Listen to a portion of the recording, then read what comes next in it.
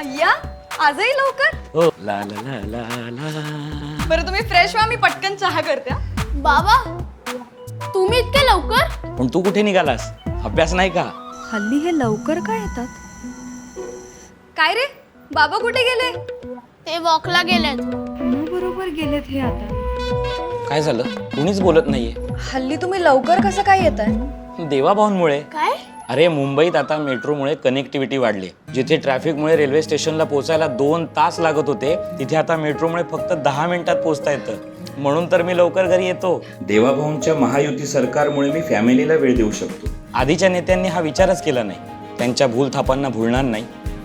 मुंबई आता थांबणार नाही.